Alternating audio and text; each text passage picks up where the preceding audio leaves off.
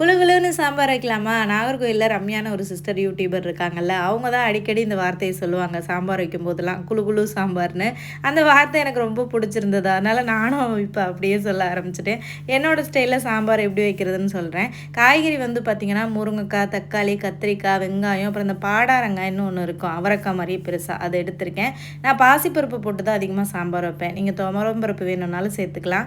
பாசிப்பருப்ப கழுவிட்டு குக்கர்ல போட்டுட்டு, காய்கறிகளையும் நறுக்கி அதில போட்டுட்டு, உப்பு போட்டு தண்ணி ஊத்தி ஒரு 2 விசில் வச்சா போதும். பருப்பும் காயும் நல்லா இந்த மாரி வெந்து வந்துரும். அப்புறமா மசாலா பொடி வந்து மிளகாய் பொடி, மல்லிப்பொடி, மஞ்சள் பொடி தான் சேர்ப்பேன். மிளகாய் பொடி ஒரு 1/2 டேபிள் ஸ்பூன் சேர்த்தோம்னா, மல்லிப்பொடி 1 டேபிள் ஸ்பூன் சேர்க்கணும். அதே மாரி மஞ்சள் பொடி 1/2 டேபிள் ஸ்பூன் அவ்வளோதான். அத போட்டு அது கூட மிக்ஸ் பண்ணிட்டு, சாம்பாருக்கு தேவையான அளவுக்கு தண்ணி ஊத்தி மிக்ஸ் பண்ணி வச்சுரணும். அப்புறமா நம்ம எப்பவுமே தாளிப்பு குடுப்போம் பார்த்தீங்களா? கடுகு, சீரகம், வெங்காயம், கருவேப்பில, பூண்டுலாம் போட்டு நல்லா தாளிச்சுட்டு, அதுக்கப்புறமா அந்த சாம்பார தூக்கி ஊத்திட்டோம்னா, சூப்பரான சாம்பார்